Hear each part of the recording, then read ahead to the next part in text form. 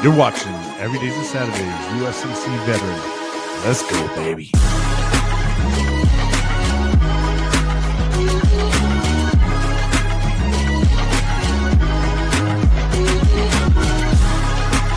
And here's your host, Brian.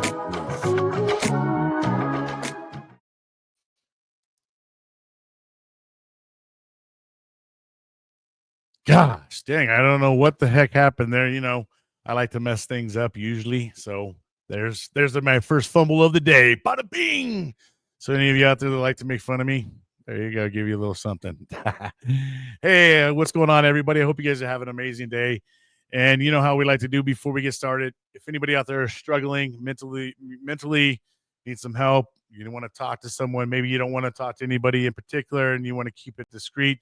Remember, there's always a crisis lifeline, 988. For you veterans out there, you press 1, and hopefully they can put you in touch with someone that can get you in the proper help that you need, or maybe you need some kind of help with resources, or they can put you in the right direction. And you can always email me every day is a Saturday, 365 at yahoo.com. If you would like to, talk about something, maybe I can help you with some nonprofits that I've gotten to meet throughout the way. That can, help you with whatever you may be going through. But nevertheless, if you also want to be a guest on the show, please email me as well. And as well as if you guys have a YouTube channel, please subscribe over there at EDAS-USMC Veteran. And that's where you can check out all these great interviews and check them all out. And I'm excited for my next guest. I have been on a health journey since November myself, right? I just started really feeling not good about myself, not good in my clothing, trying to bend over and, tie my shoes, flying when I went to Nebraska. Oh gosh, that was just, I think that was the biggest deciding factor for me, is being on a plane and trying to get this seatbelt over me and my freaking belly. So I was just like, man, enough's enough. And I was like, I got to do something about it. So I started, really hiking and walking, just kind of slow. I started off with doing like a half mile to a mile to 2 miles up to 4 miles a day. And I just doing what my body could handle. I kind of was working through some of the pains.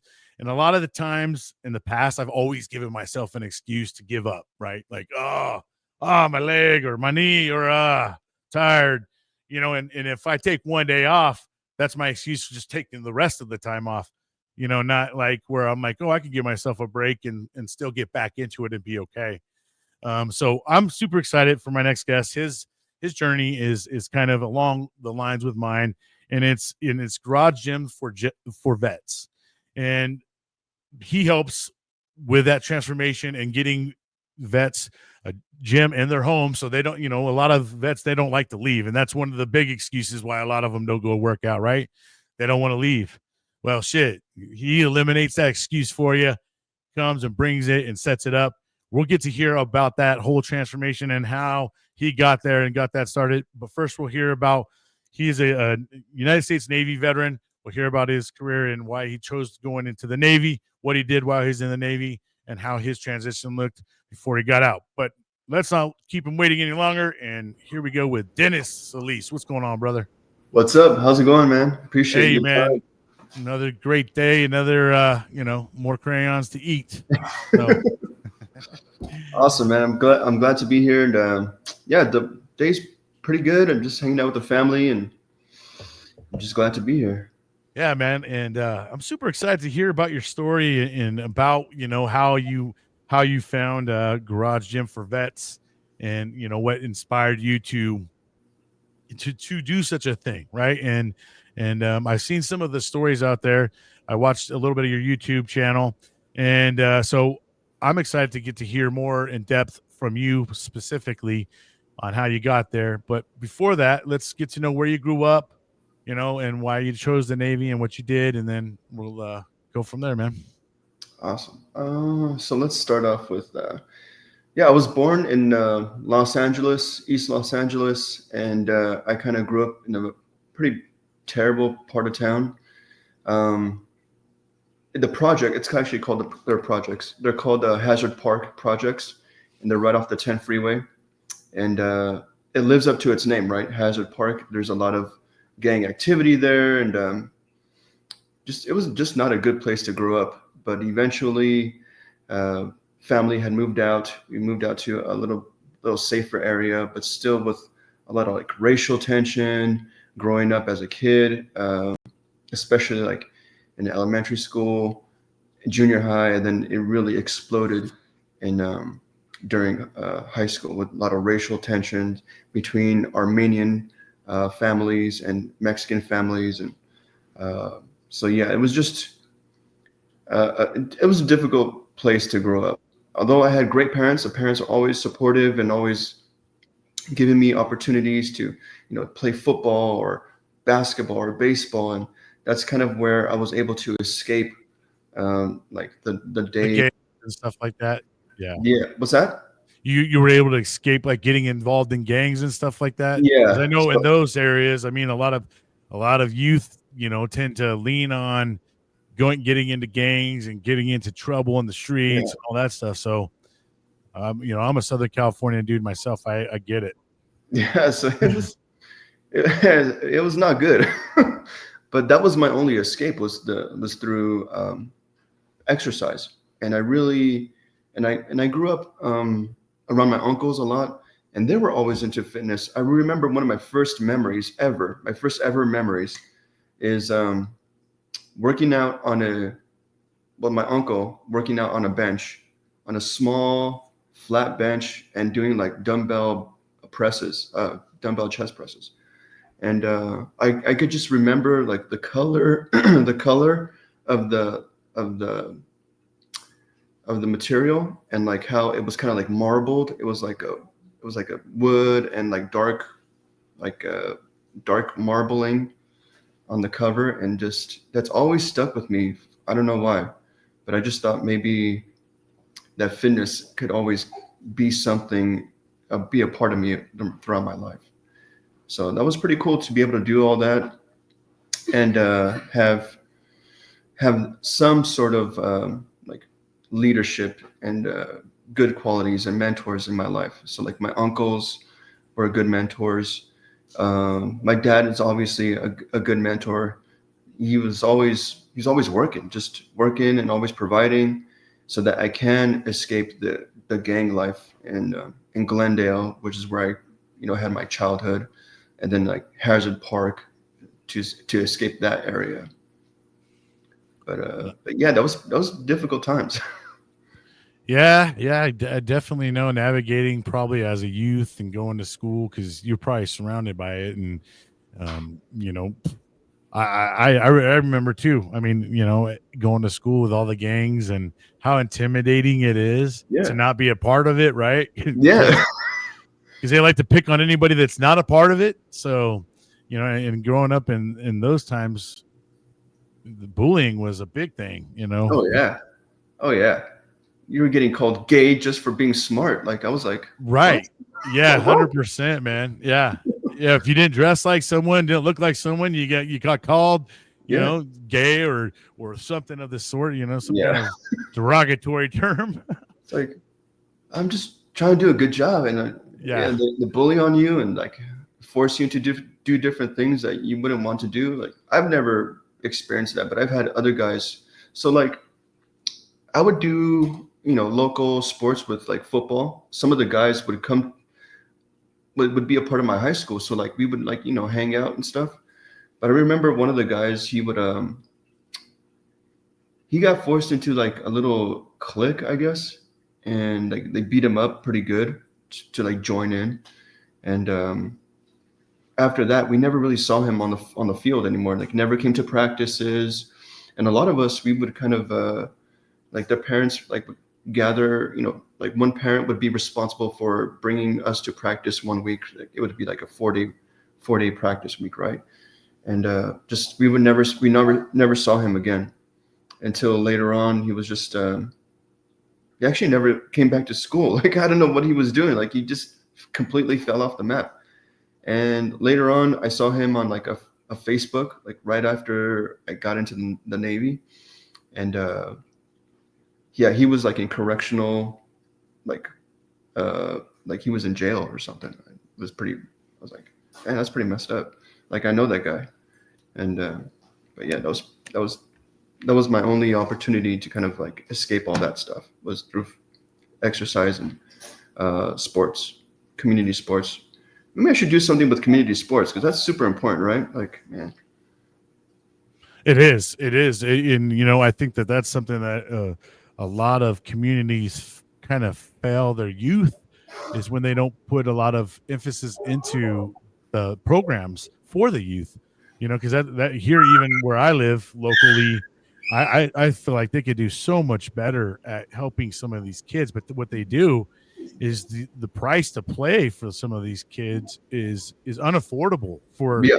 certain demographics, so certain people aren't subject to be able to play. So yeah, it's a big thing, man. And it, as you can see, it helped you stay away from that kind of crowd, and it definitely helped me stay on a better path as well. Sports is great. Well, you're like a really smart guy because I never even thought about like the demographics and how some would be unable to participate, right? Like that's pretty smart. I didn't even think about that. But thinking back, it was expensive. Like I could remember my dad discussing with my mom like it's gonna be like 129 for the season or something, and it was like, ooh, like maybe we should pick up another shift or something. It's some like as a child I can remember hearing those conversations, um, but that was I never even thought about that. So thank you for bringing that up. You're pretty you're a smart guy. Thanks, man. No, I just I got involved with some things, and so I've learned a lot about that, and when they started throwing prices and even traveling, having to travel to cities that are like 2 hours away, I Hmm. was like, dude, how? I mean, I know even for me, it's that's a struggle. I couldn't imagine someone who just literally is not even making it, and their kid just don't get that opportunity. I mean, so that just that's when I was like, man, there's got to be something where they can do scholarships or something to offer up some of these kids that don't get that opportunity, because sports changed my life, and it helped me learn how to be very diverse and get along with a lot of others and work as a team, right, and not be so like me. Yeah, tell me about your sports. Like, were you growing up as a kid doing sports, or what is your involvement with sports?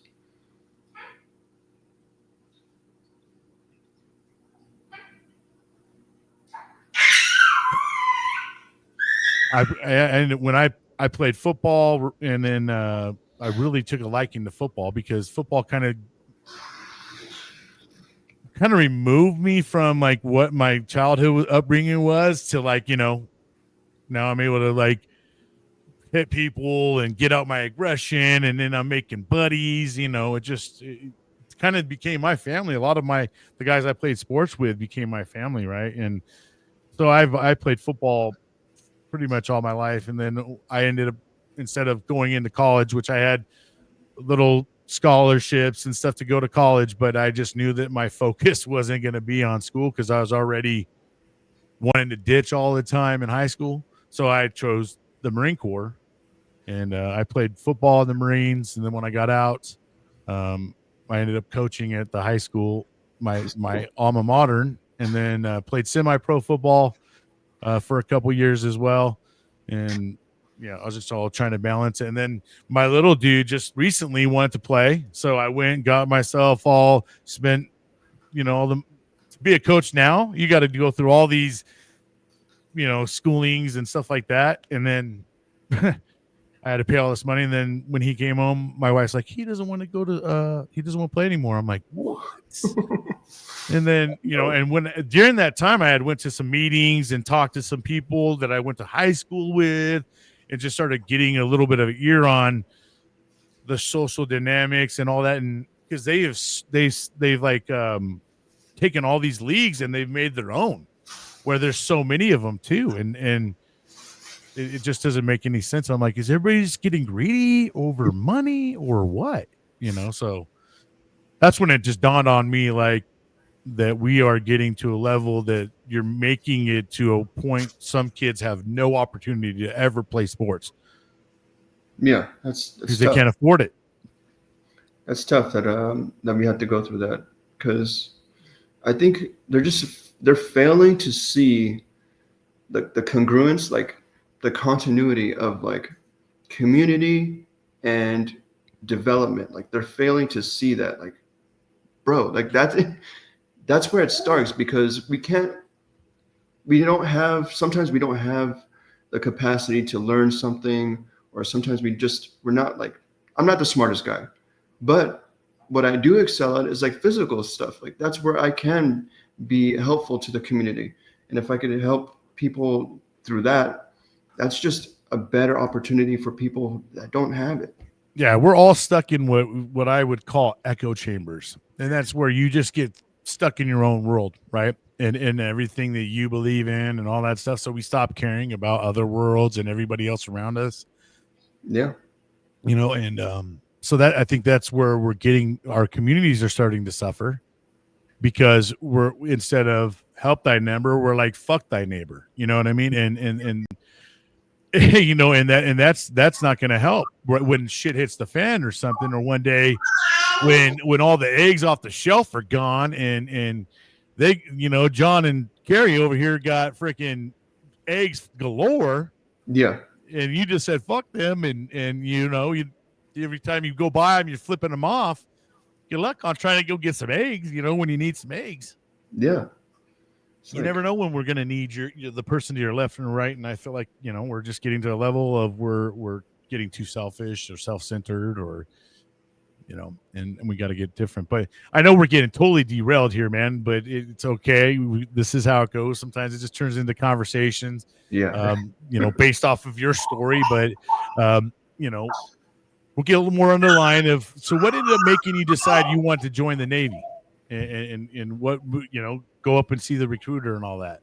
Yeah. So I was just like you. Like I had the scholarships. I had a scholarship to go to Westlake Forest to play football, which is like pretty elite. I went there, and but I still had to pay. My parents still had to pay, right?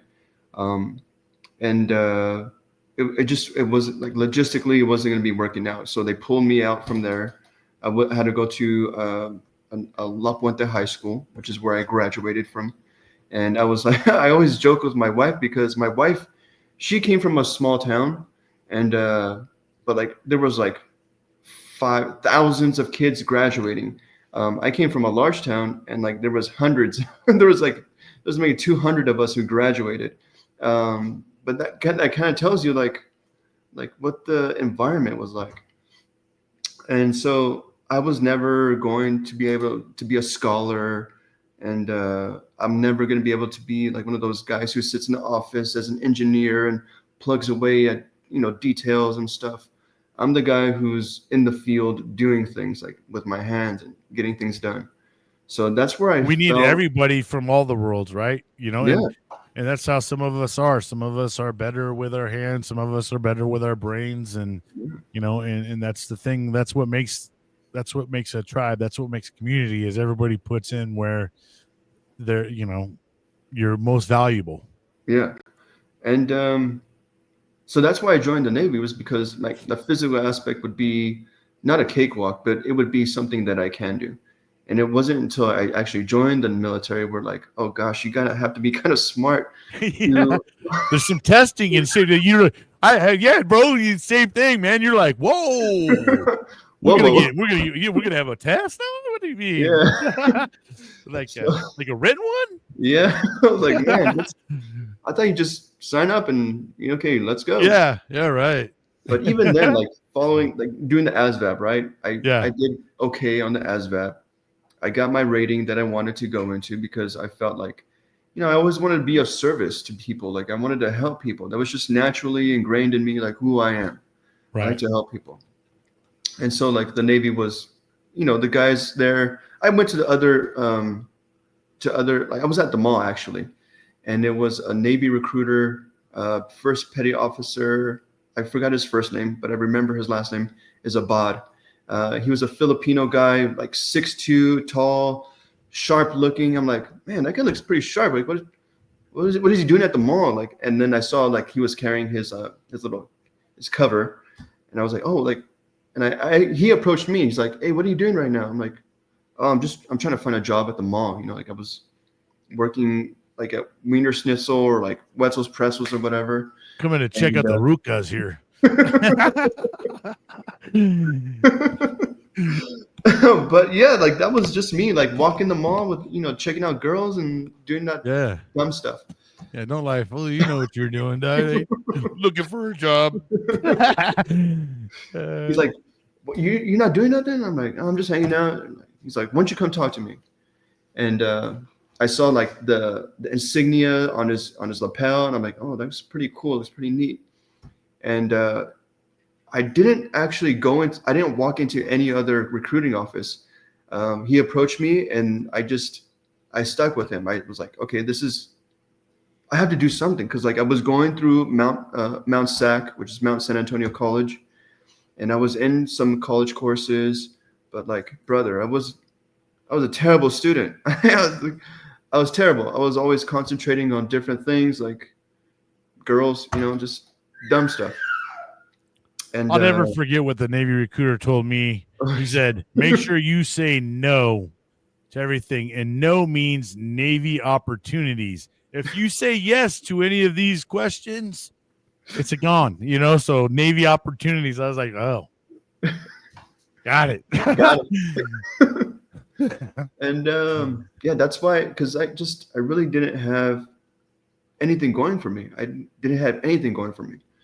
And I needed something. I need something bigger than myself to attach myself to, so that way I can be led, so that way I can find my own and forge my own path, because you can't forge your own path without knowing what is possible. And even then, like when you get to things where like, oh, okay, I know this is possible, there's going to be times where you don't know if it's possible, right? Which is good. I'll save that for later. But yeah, that's kind of why I joined the Navy and the military. Was like, I wanted to be of service. I wanted to be a part of something bigger than myself, and I needed guidance. I needed leadership. So you joined into the year 2005, and 2004. 2004. No, okay, wait. So I graduated in 2004. Yeah, I listed in 2005. Yeah. Right. Okay. So yeah, 2005. So we already, had been to war. I mean, there's still war going on. Yep. I mean, you had to know when you were going to sign up that there's some kind of a possibility that you might end up getting, deployed or something to that effect. Now, did you have any of that in your mind when you were going to enlist, that you're like, oh shit, there's a war going on and I may be getting thrown into this? Or did you not even think about that part? Oh, I definitely thought about it. It was on the news. It really, like, in 2001, I was watching, we were all watching the towers fall and collapse. Like,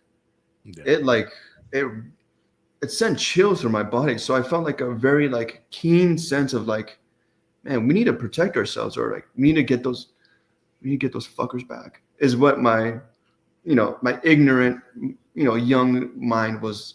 Right. No, yeah. Yeah. So yeah, like later on, we get to think about like, okay, well, it's not all what we're fed to believe, right? Sure. No, 100%. But yeah, I felt a strong sense of like pride and like wanting a retaliation to get back. So I knew what was going on. I was well aware, and I wanted to join in the fight. I felt very eager to participate, because that's just that's how football is. You get knocked down, you're like, oh brother, I'm next down, I'm getting you. What number was that? No, what number was that, dude? You know what I mean? Like, oh, 5'3", dog. You wait till next play or so, dog. I got you. You better keep your head on a swivel, bro. So yeah, like I was very angry. I was a very angry kid. Yeah. And yeah, that's why because I knew what was going on, and I was eager to join. So it wasn't like, oh no, I might get deployed. I was like, maybe I will. Let's get deployed. Let's do it. Yeah. So now when you went in, did you have a job in mind, or you were like, hey, I'll just take whatever job they give me, or how did you work through trying to, get to your MOS, and what did you end up doing? Yeah. So I knew what I wanted to do because, like I said, I wanted to be of service, and I thought, who who in the public eye is everybody like looking up to? And so it was like the firefighters. The firefighters were the ones running into the towers and saving people's lives. And I'm like, man, that's so awesome. Like I want to help people. I want to save people's lives. I want to be looked up to and revered to as like a person of value and a person of like success. And so I knew that I wanted to be a firefighter. And coincidentally enough, that was my recruiter's job. He was a firefighter in the Navy. And so he was very eager and like very open about like the job and what things that I would be doing. So they give you that little pamphlet, like the MOSs. In the Navy, it's called a rank or a rate. I'm sorry, a rate. So it's like my rate was DC. I was a damage controlman. And so he would gave me the pamphlet, and he kind of like pushed it off to the side. He's like, this is what you're really going to be doing. You're going to be doing a lot of maintenance. You're going to be looking at things and checking them, and you're going to be making sure the ship is safe.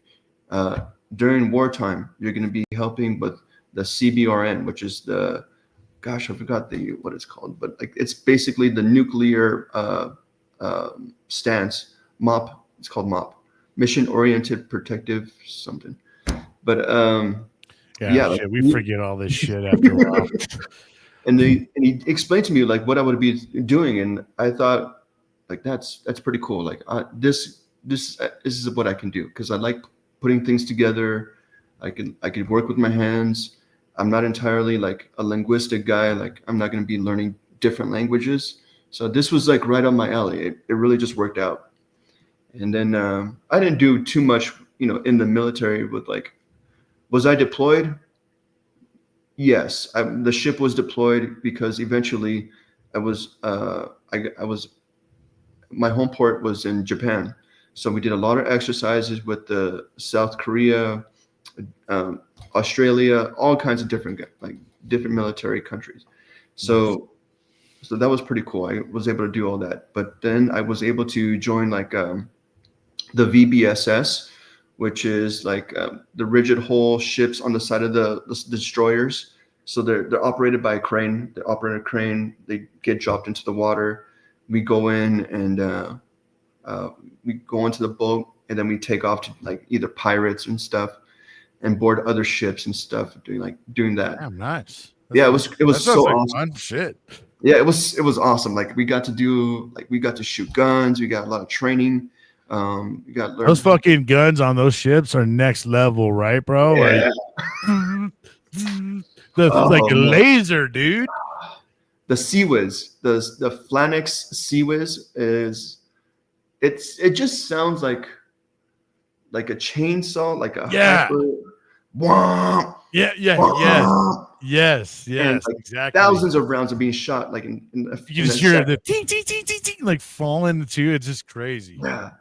And then I get so excited when I see like things on like this, just recently I saw something on LinkedIn. I was just scrolling on LinkedIn, and then they were showcasing one of our latest land operated missiles. So it was a missile on a truck, and then they did like this little cross section like this, and they pointed up, and they started firing the missiles. Oh my god, the hair on my arms like stood straight up. I was like, oh my goodness, that's so awesome. The sound, the velocity, and just the engineering behind it. Like, oh man, that was awesome. There's a lot of cool things that are involved. Yeah, even the C-20s, the airplanes, the C-20s, the Warthogs, I just watch videos on them, just go ham on a group of guys, Yeah, dude. Yeah. The shit we could do is amazing. I ended up going into aerospace after I got out and worked at Northrop Grumman for almost 15 years and worked on the F-35 and just the technology and stuff behind all the stuff we could do, unmanned systems and things like that. Like, just it just blows you away, and I'm so intrigued by it all.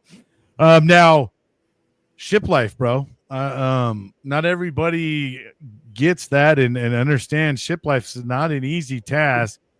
It's short, it's very small quarters. You got to learn how to duck your head at the right time.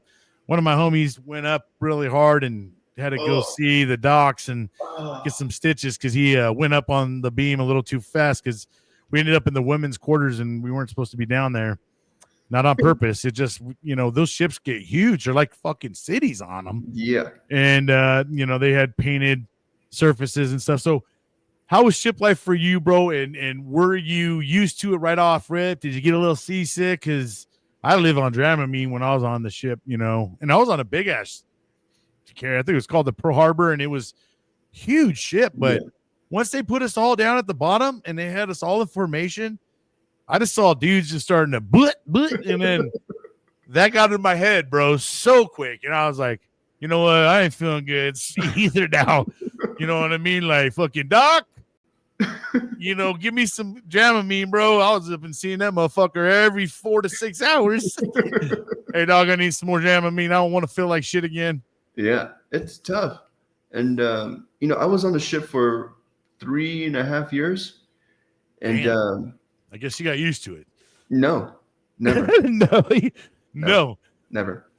I'll be the first to admit, like, okay, we would go, since I was forward deployed, we only did like exercises like 14 days at a time.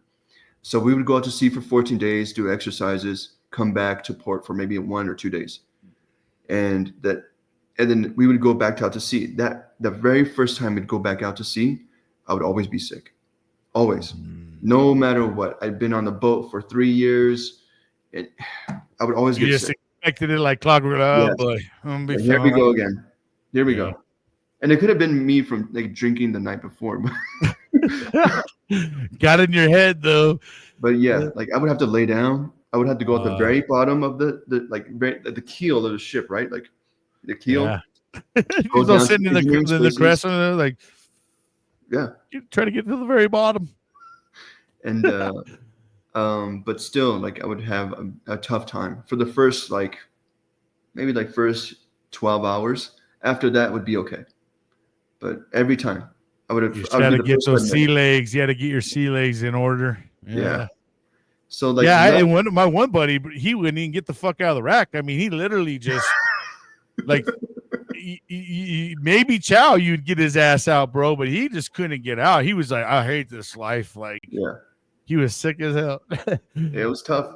You would have seen some Marines act like some bitches, put us on the ship, man. We just start going, everything. Sleeping quarters was not fun either. Sleeping quarters was like, I remember I was in the middle rack, and I can remember putting like a 4-stack, or was it like a 3-stack? It was a 3-stack. Okay. And so I can remember putting like my hand right here, my thumb up against my nose, and the top of the rack. Coffins. I was like, oh my goodness, this is all I got. This is it. Hey, I don't even know if I could do it today. I am almost so claustrophobic, but back then I did it, and now that I'm thinking about it, I'm like, shit, I probably would die today if I had to sleep in one of those, because you ain't kidding, bro. You're you're kissing the freaking next bunk. And if you're in that middle one, it sucks because the guy up above you's got to come down and sometimes steps on you or something. And the guy above me was Melton. I guess anyway. He was a smelly guy. And that's not huge. good, He was a big dude. He was like maybe like 6'3". Oh, and he hated life. Yeah, he was on a top bunk, and like, and his foot was like, this big, stepping on my rack. I'm like, bruh. The top one really kind of sucked. You were such an inconvenience, and say you had to piss in the middle of the night. Mm-hmm. And you got 2 other dudes sleeping right below you. You got to go up and you got to get back. I mean, you got to go down and you got to get back up, and you're typically probably waking them up every time. And it's like, gosh, I know I got put on the top bunk, and my rule was once I'm in there, I'm fucking in there. I could give a shit if I hear the chairs. No one strapped the chairs in. Fuck it. Well, we're gonna rock then tonight, bro. Yeah. Here we go. And did you guys have that little safety strap too? And from one, you strapped yourself in. Yeah. I didn't use it, but we had the safety straps in, and we had the the foot lock or the foot fans. So there was like a fan like that was like 4x4 at the very end of your bed. Were you guys out of Coronado in San No, Diego, or were you guys on the East Coast? so initially the ship I was on, the DDG 85, that was home port to San Diego. Okay. It was not on Coronado side. It was on the other side. Okay. So I forget what street that was. 32nd Street, I think. Mm. And so maybe I knew before I got to my duty station that the ship was up for a home port shift. So we were going to go to Japan. Oh, okay. So that's where I was forward deployed in Japan for those 3 years. Wow. Yeah. So how was that experience? Japan was awesome. I had a great. Did you live on the ship the whole time while you guys were No. over there, or you guys got barracks? Yeah. Well, Or I got barracks, but then like once you make rank, you're able to live out in town, and that's what I was able to live out in town, and it was cool. It's like being an adult, but like in a different country, and having a job, and having no really responsibility because I have kids, no wife, no nothing. But you would always just after work, you'd go to the bars across the street, walk the bars, and then take the train, go home, and do it all over again the next day. So that was pretty cool. I first lived on a ship. Living on a ship was not fun. But you get close relationships with guys. You're like, your buddies, and you guys learn off each other because in the Navy they're really like strict about like learning your craft or learning your rate, and then advancing. So like taking the tests for advancement was like a really big part of our culture. So we had study corrals. So guys would, who earned their like ESWAS pin, they would lead like little groups of like training. Like, okay, you need to do this, you need to figure this out. You're going to be reading this today or whatever. So that was a pretty cool aspect of like living on the ship, was a camaraderie and learning your rate. And then living out in the barracks was honestly worse because the rules. Yeah, Phil days and yeah. Oh man. Yeah, like, the story. Like they gave you a coffee maker, but you weren't allowed to use a coffee maker because like somebody 30 years ago burned the barracks down or something. You weren't allowed to use the toaster or some dumb stuff like that. Any electric, yeah. Yeah, and so your bed had to be made. Just like living on a ship. And don't leave your stuff unlocked. Yeah. Oh man. If you got caught with, brother. Oh yeah, Marine Corps. We know about that life, man. You never leave something. It's got me OCD today, dude. I check shit all the time, man. Especially if it's a combo lock. I'm just sitting there like fucking twisting it, making sure like 5 times. I walk away and I'm like, did I check it? Yeah, I'm like that with my cause I have a work van, and I'm like that with my work van because man, there's so many times where like I come back to my van in the morning and there's evidence of somebody like trying to break in. I see it. I'm like, and that I can save that conversation for later. Yeah, we live in Southern California, bro. You have to lock your doors here. Those days of like sleeping with your doors unlocked and leaving your vehicle unlocked, hell nah. You got a bike out, you better lock it up too. You know what I mean? Don't leave nothing on your porch. Yeah. Your little furniture and stuff you got it's not safe. Yeah, kids. It could be just like troublemaker kids, but really, right. Honestly, it's not. It's like one of those I hate to say it, but like those people on drugs. Yeah, we have them here. I mean, you know what I mean? It's prevalent, man. And and like I said, you have to protect yourself here in Southern California. Now, not to get too much, but in the Navy too, man, it's kind of hard to pick up rank, isn't it? I mean, for the most part, once you get into a certain level, it's kind of hard to go beyond. I've always kind of heard that Navy's a little bit harder to get promoted, especially into the staff NCO and stuff like that. Petty officer, I guess you guys go up into chief petty officers and stuff like that. I don't know. I shouldn't remember the damn rank structure because we had to learn the entire Navy structure since we are the department of the Navy. Yeah. That was something we had to remember. But I should hit as soon as I have passed that part, I fucking forgot it. Yeah. And Yeah, yeah, you're completely right. It's difficult in the Navy to gain advancement because there's different aspects that go into like advancement. So first and foremost, you got to be liked. You got to be liked by your crew. You got to be liked by your leadership. You can't be a shitbag. You can't be one of my good friends that I still talk to today. His name is Victor Ortiz. He I don't know if he coined it, but he said something so fucking hilarious. Like it stuck with me. It still stays with me today. And if there's somebody at work who's kind of like, dragging ass or, like not picking up their slack, in my head, myself, I call them hefty. And it really, it goes back to the brand Hefty Trash Bags. Because Victor Ortiz, he was a DC3 and I was like not a DC3 yet. I was a damage controlman, like seaman or whatever. And like he called one of my good buddies Hefty because like he's bag of trash. His uniform was all wrinkled. His bacon strip is like this little strip down here. We call it a bacon strip. It looked like literal bacon. It was like wavy as heck. I'm like, bro, what are you doing? You're getting us in trouble. But yeah, like Victor Ortiz was like, he's like, get over here, Hefty. And like people thought like maybe he was like calling him fat, but he wasn't. He was calling him a piece of like garbage. Right. And but yeah, so advancement is difficult. You got to be liked by your crew. You got to have good advancement. Like you had to have different things that going on for you. So like, let's say you have different responsibilities.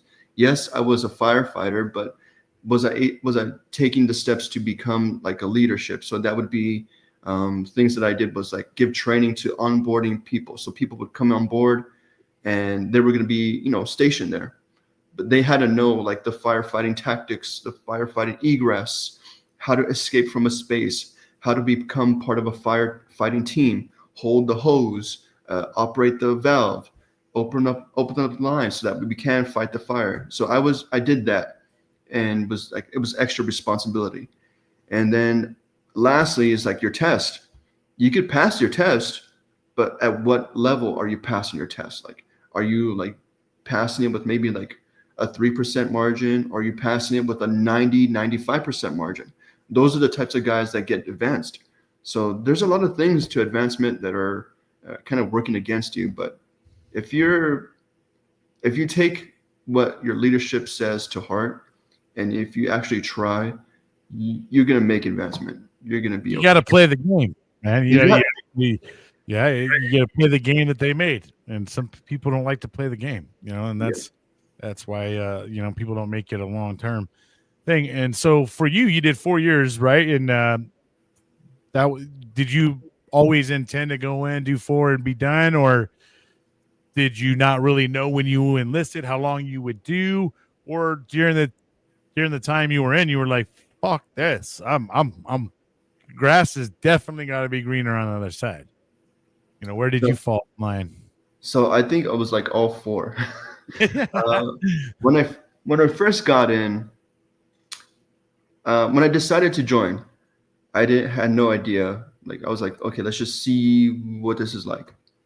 And then once I got done with basic training, and then man, they fill you up with like this I don't want to say propaganda. It's just this mentality, like you're going to do 20 years, maybe even do 30 if you're like gung ho, right? Like, and that's where I was when I first started, like that first year. I was like, man, I'm going to be in 50 years. I love this. Navy's my life. And then after that first year, I was like, oh shoot, I need to start saving money because I can't do this. And that's what happened. I saved up a couple grand so that when I got out, it wouldn't be so difficult. I could, go to work. I'm sure when you were out on sea, it's a lot easier to save money, although they probably have a PX and shit to drop a couple, some extra money in there. Like, oh, I want to buy this DVD today. Yeah, so there's forced sobriety on the ship, right? Oh, you can't be drinking. Well, then I guess it forces a lot of people to save money, and I know you say that like I saw what you. Yeah, it's kind of like an unspoken rule. You're not supposed to, right? Yeah. I never participated because I was always afraid of getting caught. Like, yeah, I'm a terrible liar. Like I can't lie. Like it's all over my face. Same. But some guys, you could hear them like on their green, the green backpack. You could hear the clinking, clinking, clinking. I'm like, all right, dude, you guys have a good time.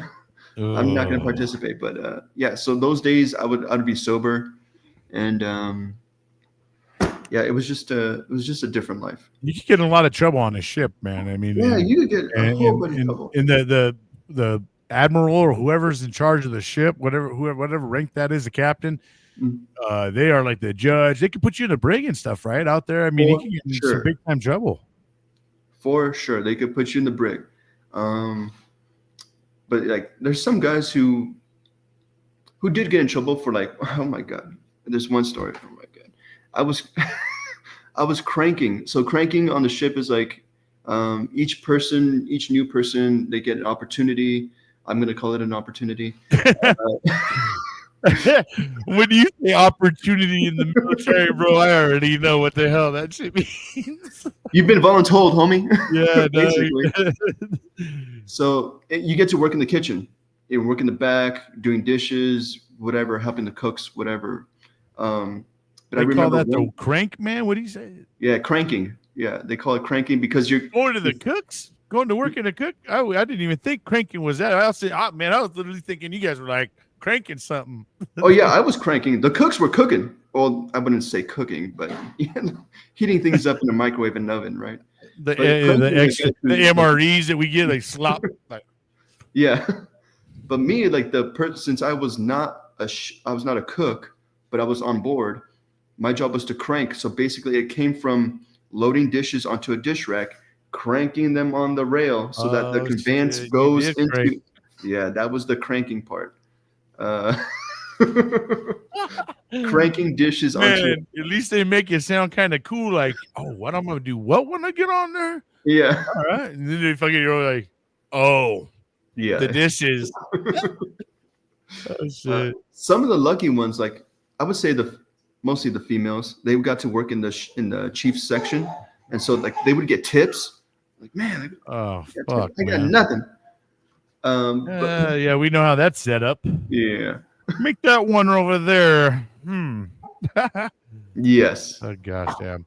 All right, and so we'll go ahead and take a quick break, and then when we yeah, come back, we'll talk about you and your transition and getting out and what you got going on today, man. So just give us a quick break, and we'll be right back. awesome, awesome. Join us for Hero Stock, a special event dedicated to honoring our veterans and first responders. Experience a day filled with incredible live music performed by those who served and protected our communities.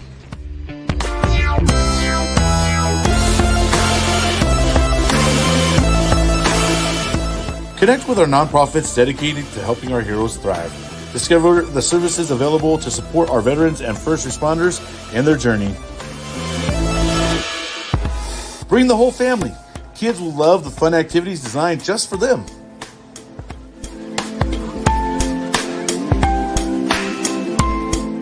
Reconnect with your community and celebrate the courage and sacrifice of our heroes at Hero Stock. Join us for a day of music, support, and togetherness.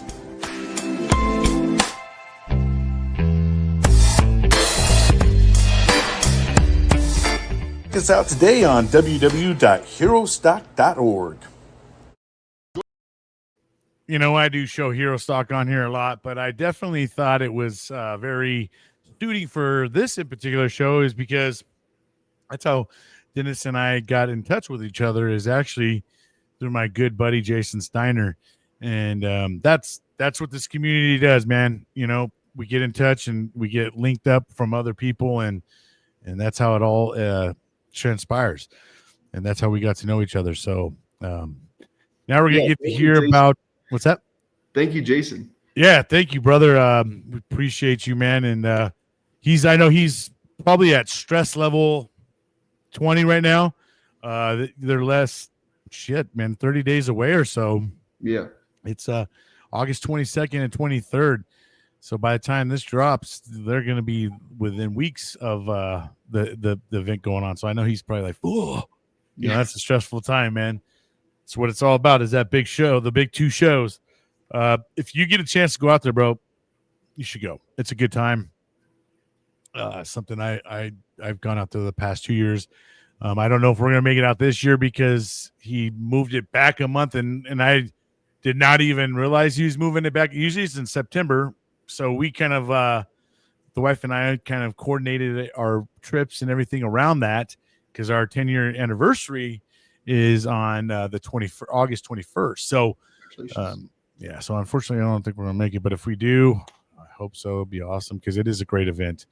Now, brother. So let's go ahead and get on to what getting out of the Navy looked like for you. Talk about, what made you all right.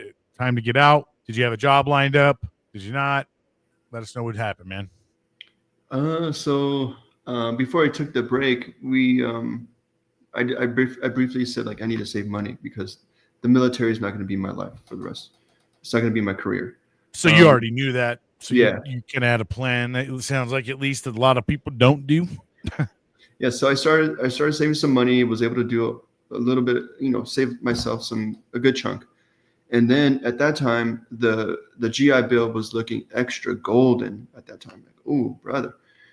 So a stipend for me to go and enroll in school and be part of all of that. So get out, go to school, earn your diploma or certificate, whatever, and start working.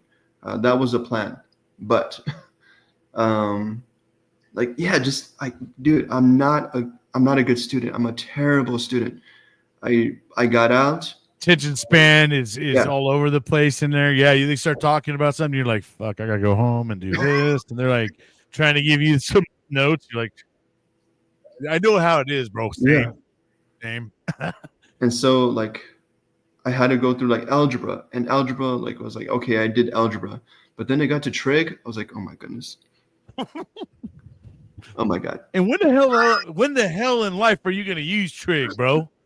What is this? It was like not even like they were using words I've heard in my life, but not in the same context of math. Oh my God. So I expended all the benefits. I didn't get my diploma. I didn't get a degree. I didn't get nothing. So I was basically in the same position before I joined the military. I'm like, oh my goodness, I'm back here again. Like, what am I going to do? And it wasn't until like. Now, did you go back home? Did you go back to your parents' house? Yeah, you went right back to the. Yep. So I went right back to my parents' house. At this point, their life is a little bit better. They moved out. They're in Pasadena now. So like, there's still some rough parts in Pasadena, but they lived in a really nice part of Pasadena. Oh shit, he moved on up from Glendale to Pasadena. Moving on up. Yeah, basically. And so I was tagging along there, and still like I would have my friend Victor Ortiz, like he would come and visit, because he was still in, and he was in San Diego, even though I was in Japan and like I got out, whatever. He would still come and visit. We would hang out. He would come visit with my family. And but yeah, I still had no direction or career in mind at all. And basically, I did that for like 10 years, just 10 years doing warehouse jobs, temp jobs, because I didn't value myself at all. Like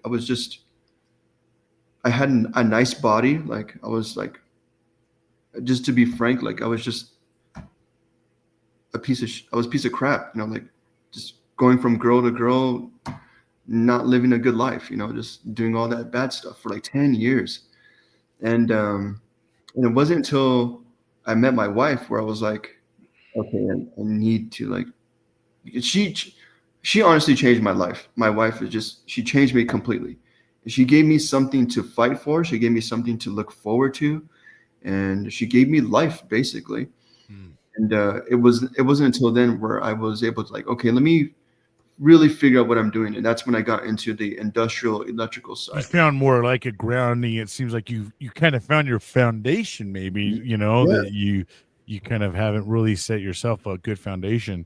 Yeah, and your during wife this trying time, to like help I you. would be going to school, right? And I went to like the psychology and all that stuff. So I learned about like I forgot this psychologist's name, but there was like a hierarchy of like of life that we need to establish before we can move on. And so the most basic one was like love. Like we needed love in our life, or we needed stability in our life to be able to just move on from that, and to, like you said, like a Makes foundation. sense. And my wife is that love. She was that Mhm. foundation where I could finally, from the, I think of it like a, like this song with Tupac is like a rose in a concrete or something like that. Like I was able to like develop from that tough area and bloom into something different. And that's when I got into the industrial electrical side. Went to school. Actually, you know what?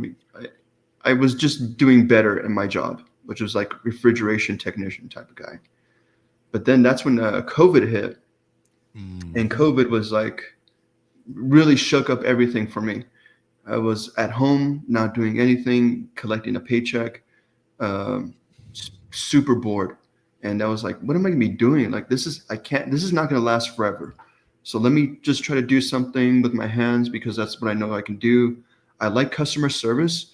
I like going into like people's houses and like helping them in any way I can. So like it could either been like I first started off doing like appliances, but then like the appliance world it's a good industry to be in. Like if you're an appliance repair guy, or appliance mechanic, commercial appliance guys, like that's a great career.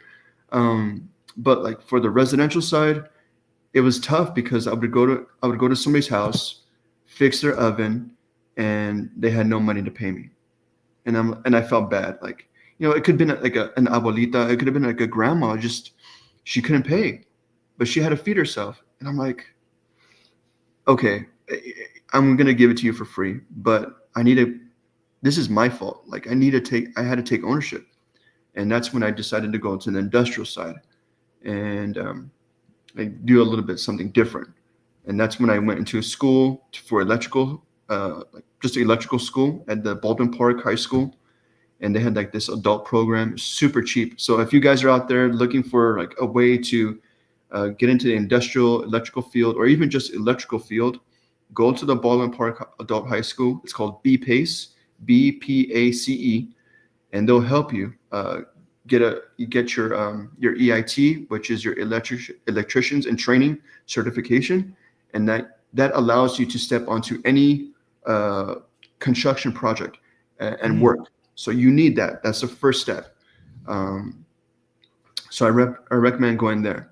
And from there, I did a bunch of like jobs working for an older guys who were like they were about to retire, and they would take on jobs. So okay, they're trying to retire, so they're trying to pocket as much money, right? Mhm. They would take on jobs Like where side jobs and stuff. no, I wouldn't take on side jobs. They would take on construction jobs, but they wouldn't rent out like a ditch witch. I remember this specifically. This one man I was working for, he was older. He's going to retire next year.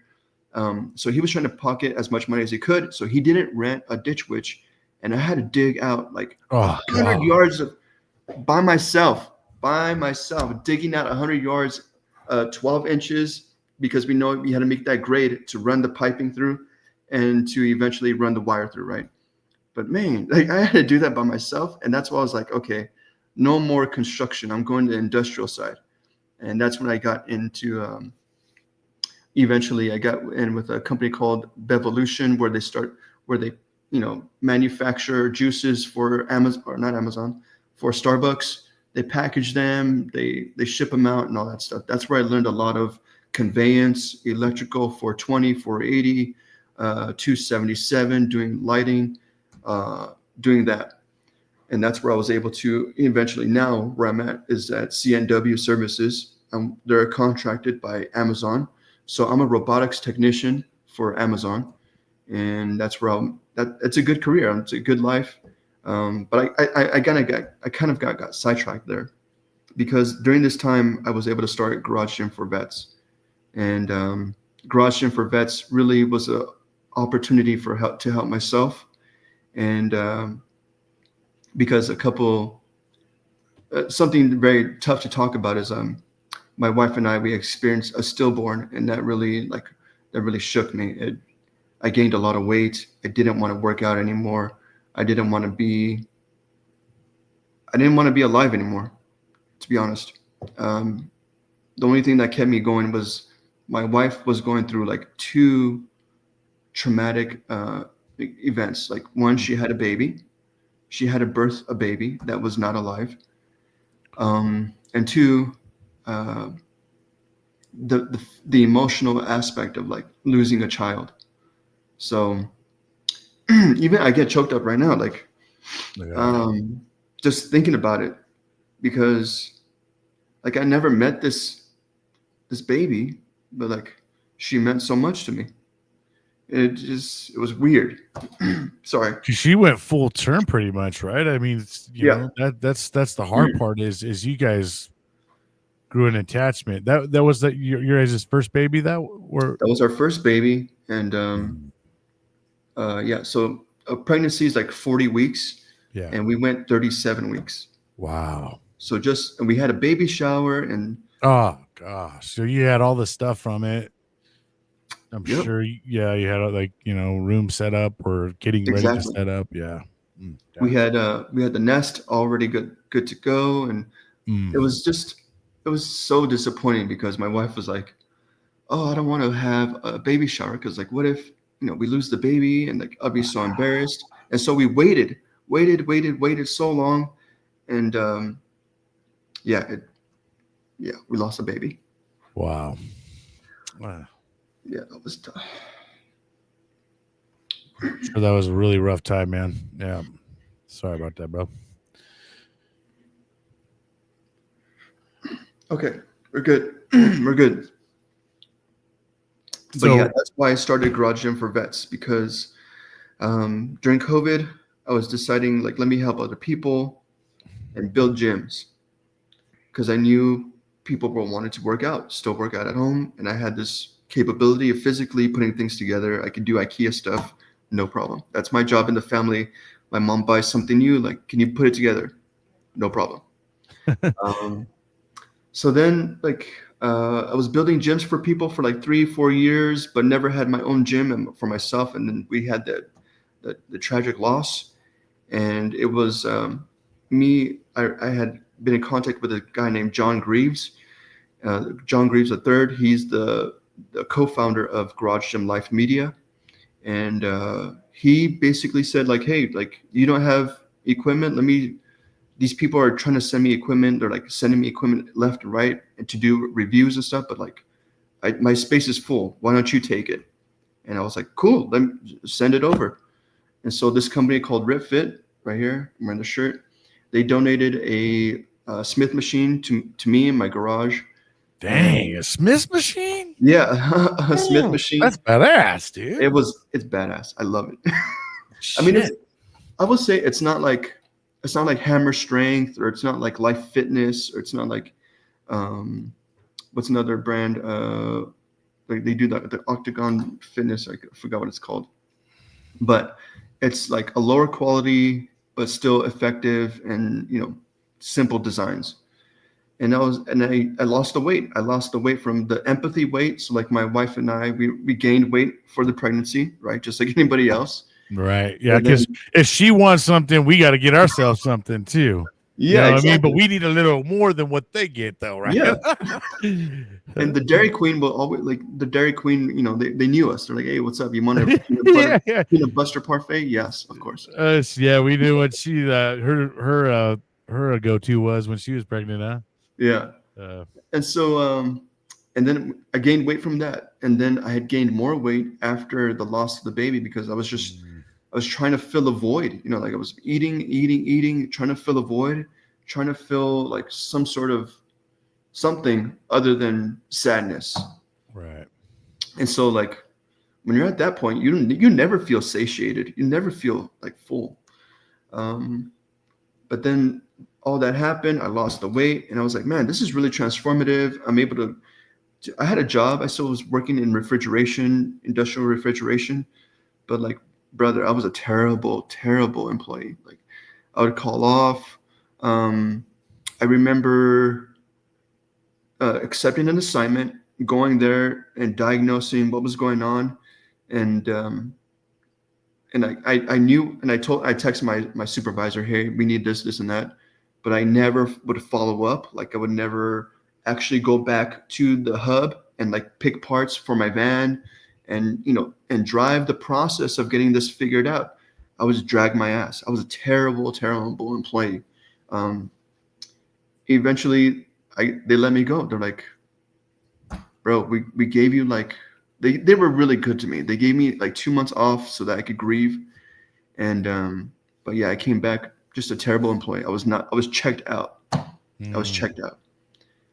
But it was only through fitness where I was able to put myself back together again. So I was able to punch out my frustrations on the punching bag, lift weights, and build muscle again.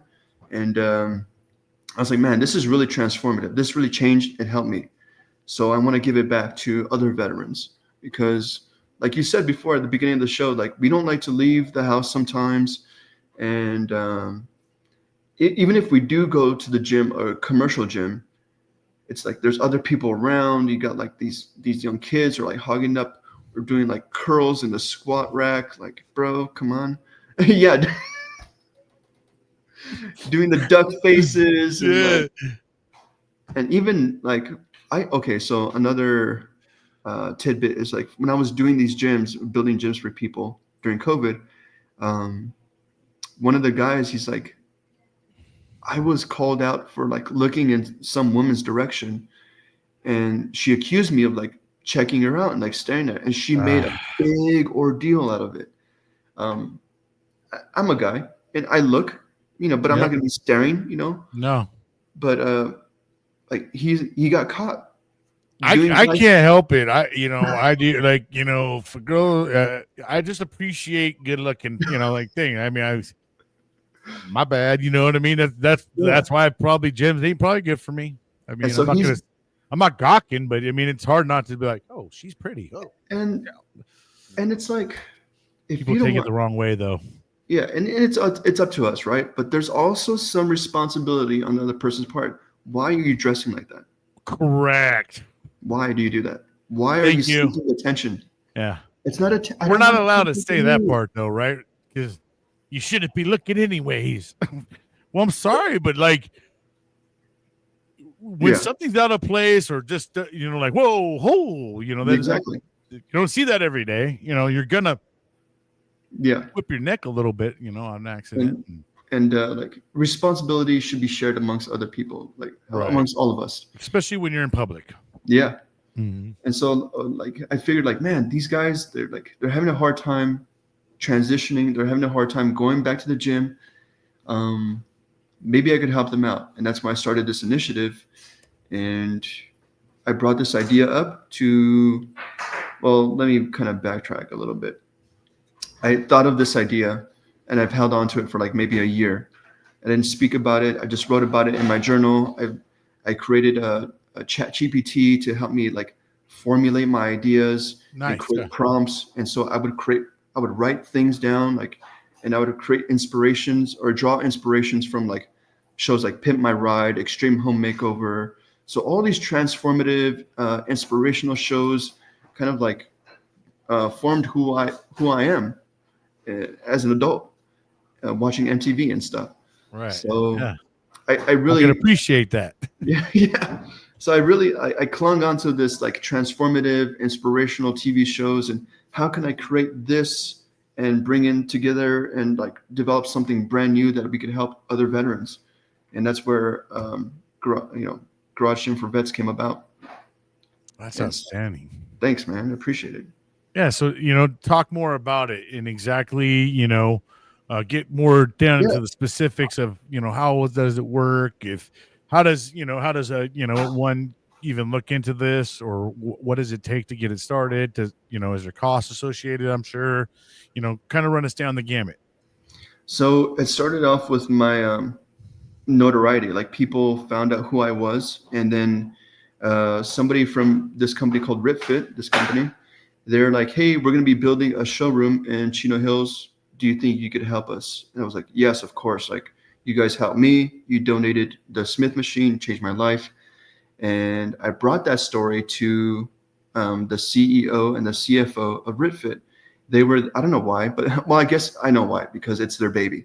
But they were there at the ground, like they rented out the space. I saw the location when there was nothing there, just concrete, nothing. The lighting was terrible. And so they brought me in to kind of like, oh, can you design a gym? Can you design this floor plan for us? Can you design a showroom, which is basically what it is. It's a showroom. And I said, yes, of course, let's start doing it. I put together a plan, designed it, and they also had their design. So like they were like, I want it to look like this. And like, okay, cool. This is what it's going to look like. And I designed, okay, this is how it's going to get done. So it was my like understanding of construction, electrical, putting all these things together to build a showroom.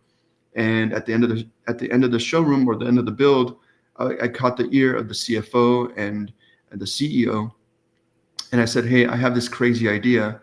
I want to help veterans, but I also want to promote your brand. Like, can we work together?" And I spelled out what I wanted to do, and they thought it was a great idea. And a couple months later, they made a post on their Instagram. They said basically saying like, "Thank you, veterans. We want to show appreciation. We're going to give away a complete garage gym transformation. You got to get in contact with Dennis from Home Fitness Works." And so I got a lot of people emailing me, DMing me, like, "Hey, I want this. And it basically you get your own makeover show now, dude. yeah. So it was, yeah, exactly. Like that's exactly what I love it. Yeah, man. Full circle, bro. Yeah, I love the power of transformation. Like, because man, like there's nothing. Okay, maybe some guys experience this in their life where they're like, I set a goal and I'm gonna accomplish this goal from like step A, step B, step C, D, blah blah blah blah blah. Not me. Like I have a goal. Like I see something, I have a goal, and it has to like completely take over my life. I have to completely ingrain myself into that goal to transform it into this person, because it just doesn't happen for me like that. I envy those guys. We're like, I set this goal and like, I took this steps. That's cool for you, bro. For me, I have to like completely embody this type of person that I wanted to be. Sure. So it was a transformative thing. And so like the RitFit made this post. I finally like dwindled it down to a few guys, and even more stringent of like different things. So like if you go to the website, there's a bunch of like rules that you have to be a part of or agree to. So like one of them is you have to own the home. I can't go into somebody's home if you're renting it. Like I can't do that. Like the landlord would like sue me or whatever. So it has you're transforming their garage, right? Or their area, and you're doing things and altering lights and stuff like that, right? So yeah, exactly. So this guy named Michael Lee, he was the first and only veteran, because I haven't had any other veteran to kind of like qualify. But yeah, Michael owned his home. He was open and eager to like be a part of this. Michael is a six-year veteran in the Marine Corps. He did like drone stuff. And but yeah, like you had to fill out the form. You had to create a casting video. We have to review it. You have to make sure that you're able to speak about different things in your career that you're proud of, and that you have a family, only because it just makes for more dynamic TV. And not that Michael like needs assistance in any way, like he needs help, but like eventually I would like to interview somebody and who would like maybe is struggling, like who's physically or mentally, or because I've done gyms in the past where I've had clients, they had physical disabilities. Their children had physical disabilities. So we had to use like sensory sensitive material and take that into account when I'm building these swings in the garage. So we had to reinforce the joists up above the garage so that way we could, incorporate like a wheelchair or something. So it was all these different things that I kind of like came together so that Michael was able to benefit from this. and he got, you know, lighting, he got brand new mirrors and brand new flooring and new equipment donated by RitFit. So RitFit donated the equipment, and then I donated the flooring, the mirrors, the lighting, the crew to bring to build it all, and like the production crew that I hired. And it was really, really expensive, and it wasn't. I was only able to do it to be honest, because of crypto. I knew that crypto was going to be like a fast ROI, and I put in money into crypto, and once I got the money that I needed to pay for everything, I pulled it out, and I paid out. Nice, damn, dude. Yeah, I pulled So out on my vendors. you leveraged that then. Yeah, so I That's a good love idea. crypto. Like, not that I'm like a crypto Guy tries god. to say he's not smart and shit. Come on, bro. So it really helped me. Like, I was like, man, this is really helpful.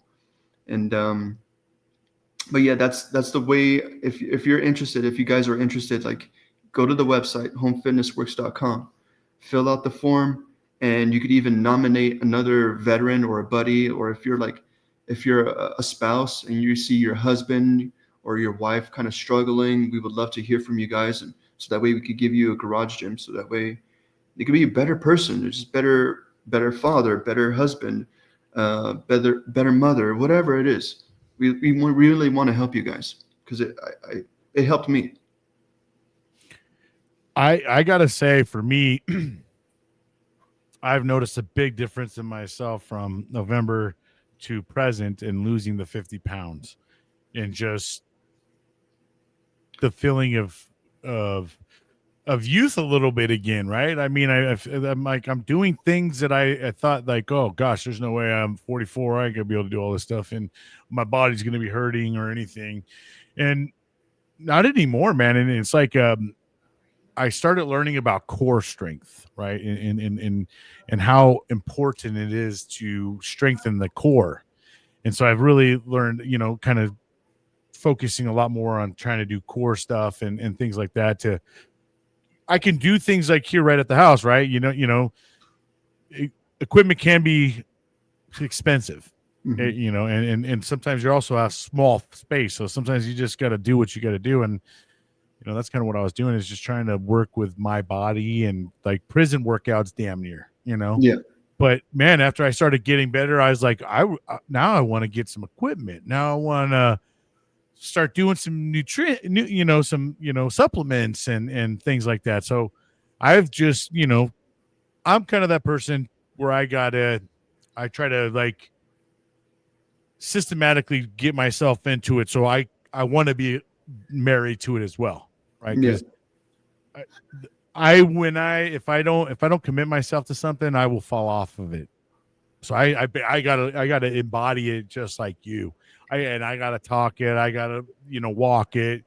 It's just got to be part of my life, or it will be not as important to me, you know. So I got to set it as its important thing. So now that I've really set focus on it, and whenever I got even a little bit of some extra cash, I'm like, dude, you know, I might be looking at podcast stuff usually. Now I'm over here like trying, like, what's my next little piece of gym equipment I'm gonna get, you know, or something, because I'm starting to like how I'm feeling again, man, and I think my body just needs it. I think I gave it to it a long time ago, and it's just like, hey, you got to keep up with that, and if you don't, you ain't gonna act right. You know, my body just starts throwing all kinds of weirdness at me. So, it is a big thing, and it helps with the mental part too. You know, it's a good way to get out of your head and to go get yourself in an element. And I like to challenge myself. You know, I like to put on packs and act like I'm in the damn Marine Corps again, and I'm gonna go do 20 miles right now. You know, and then I'm just like, I did 20 miles, cool, yeah. You know, and no one gives a shit but me. You know what I mean? It's just, for me, I like doing those kind of things. So, you know, it's just like I set out like, I'm gonna go for a big ass hike today, and I'm gonna do 10 miles. It is what it is. How long can I do it in? And I just started challenging myself. You know, and then before you know it, like when I was doing 1 or 2 laps, I started timing myself. All right, okay, I think I could beat that. I think I could beat that today. You know, so I just started challenging myself. And then another thing that I thought that was real critical to this journey is taking out excuses, right? And having things right here in the comfort of my own home. Because like me, I don't really like going out in a lot of places. And like you had said before, going to these gyms, man, some of these machines get ran up and used up, and they're sweating. Fools don't wipe them down, and there's just so many things that come with the gym. And then sometimes you find yourself socializing, and then you're running your mouth more than you're even working out because you're just like talking to Joe and hey, no, what's up, bro? I haven't seen you in a minute, and then next thing you know, 30 minutes is gone and you didn't work out shit. You know what I mean? But your gums, a couple gossips. So, bringing it to the house, it's been gold for me. And I can't say, oh, it's too cold outside or it's too windy. Well, there's shit here to do, bro. What are you gonna say? And it's boring. No, you got your own. What do you want to watch? TV? You want to listen to music? It's all here at their own comfort. So I really like what you guys are doing, what you got going on, man, and what a great idea. Because there's so many elements to fitness, so many different elements to it. That really can help you as a personal human and bring the best out of you. So, thank you, man, for coming up with that idea. And using one of your strengths and putting it out there. Something that you are strong in, and you yourself have benefited from it, and how good it is for you, the mind, body, and soul, to feed it. Yeah, exactly. Like you said before, if you don't embody it, like it's just gonna fall to the wayside. And something like another aspect you pointed out, like you removed excuses. I don't think you removed excuses. I think maybe you set up systems in your life where like they really helped you hone in on what you value as much. Like you value your life or your health now. So like you set up a system for yourself. And it may not be like something you wrote down, but it's just up here. Right. No, that's a better way of putting it. And you're right, man. And with this kind of stuff, you just have to embody it. It's got to become a lifestyle. It's not a hobby. It's a lifestyle. Yeah. Completely. You got, it all goes in hand. Good sleep, good nutrition, keep taking care of your body. All that stuff all goes hand in hand. Yeah. And one thing we're not good at is finding moderation as human beings. We go really hard in one way or insignificant the other way, whatever. It's hard to find that middle and be happy with it. But when it comes to working out and stuff like that, I think a lot of folks nowadays look for instant gratification. That's why they got all these shots out there that people are taking in doing shots to lose weight. Oh yeah, things like that's that. terrible. Because it's terrible. Because they don't want they want instant gratification. They want something to happen fast. They don't want to really have to put the effort to work to get to where you got to go. And that's a mindset that I think that we got to start. We got to try to get away from it. We don't want to keep breeding that down to our kids, or the world's going to be a bad place if folks don't want to work and put in the work themselves. It's like, hey, I'd rather just go get this little dose of thing, shoot it up, once a week, and I'm good. Like, do you know anybody personally? Yes, I do. Yeah. Yep. Oh. I mean, my family is kind of like they're big. My parents are big, so they've had like the gastric bypass. But my dad did that. Did that and then what he did is eventually he started eating normal again, and his bypass ended up detaching it and then attaching itself to something else. I was like, wow, exactly. Why? Like for me, and that's another thing that's kind of gotten in my head. My dad was a type 2 diabetic. My little brother, who is from my mom and stepdad, he's a type 1, but I've watched him with diabetes and stuff. So I really like, damn, I don't want to be in that life, man. I don't want to have to go use insulins and not be able to eat what I want to eat without having a major consequence to it. There's just so many things that I've been really constantly thinking about, and I feel like, with the way that our food's processed so much, there's just lack of nutrients in our food. There's just so much stuff that you have to go kind of do your homework and get out of the mainstream to be healthy. Because if you go down the mainstream, you ain't going to be healthy, bro.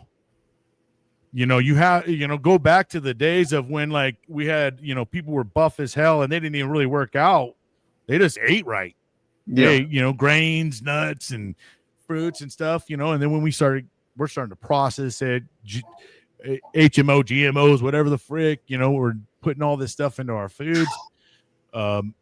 It's killing America. I mean, and the cancer is really prevalent. A lot of it is everything lacks nutrients. So when I say this is a lifestyle, it's a complete lifestyle, man, because you cannot stay on the mainstream and still want to stay kind of on the other side. It's really hard. You almost got to try to find that happy medium, and it's really hard. You almost got to say, all right, I can't. I do. So, like, I don't, like, totally eliminate myself from things, but I now scale back, right? And I actually, since I've been doing it, I less and less want anything with sugar. And I've been really, like I used to have a lot more cravings, or see a donut or something, and I couldn't, like, fuck that. I need to eat that whole box, Now I find myself where I don't even want it, or even if I eat it, I take a couple bites. I'm like, all right, that actually satisfied me, and now I don't need the whole thing. You know what I mean? And so, but it takes a while to get there, because when you're very conditioned and you grow up or you do things a certain way, it's really hard to get yourself out of that groove and to get yourself on a happy path. And like I said, everybody thinks that you got to do it like overnight. Yeah. And then everybody gets frustrated because they don't see the results the next day. Yeah. I just worked out last night. How come I didn't lose 5 pounds? I wish it was like that, holy shit. I mean, if that's how it was, I mean, every one of us would be like, you know what I mean? Like, but the fact of it is, man, is it's work. I've been doing this since November. Am I where I want to be? I thought at this rate in July, after a while you think, oh shit, I had an 8-pack and just stacked, and no, man, it's going to probably take me about 3 years to get my body to where I really would like it to be, where, I do have a nice little 6-pack and stuff like that. It takes time, man. Consistency and not giving up on it. Right. And instead of me saying, oh shit, I'm not seeing my 6-pack yet. Fuck it. I'm done. I'm not done working on I'm done working on the abs. I'll never see it.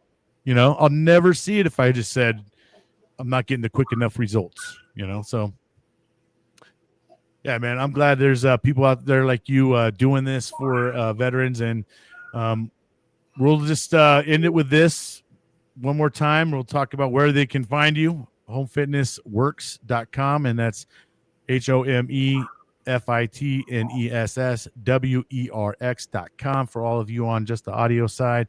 And I will be sure to put this in the description of the show. Anything else, man, you want to say, Dennis, before we head out, bro? Any last parting words? Maybe something you forgot to share that we didn't go over. But yeah, so please subscribe to Garage Gym, the number 4 Vets. So Garage Gym for Vets. Please subscribe. And if you're going through something like tough mentally, emotionally, there's communities out there that can help you. And I want to consider myself one of those members in the community. Please reach out to me, and I'll be able to help you or guide you or even just listen to you if you're going through some tough stuff.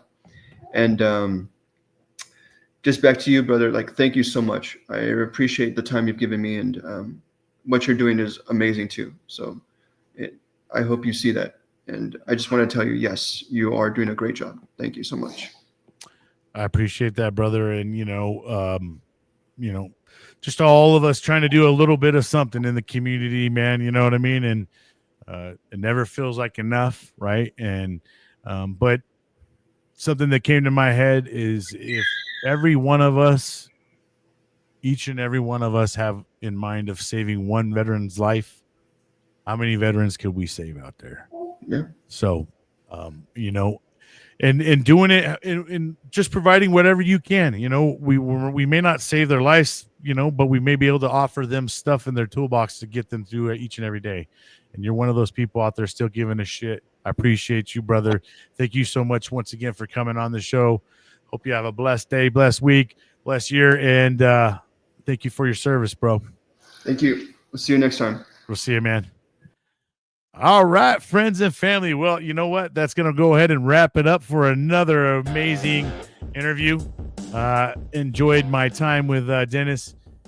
You know, that's one thing that's so amazing about the veteran community. We just all have that ability to mesh with each other, no matter what branch you served.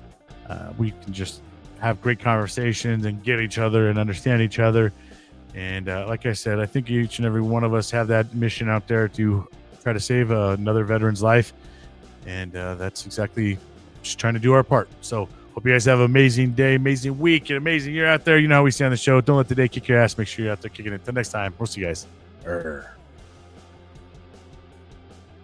Thank you for watching. Please like and subscribe.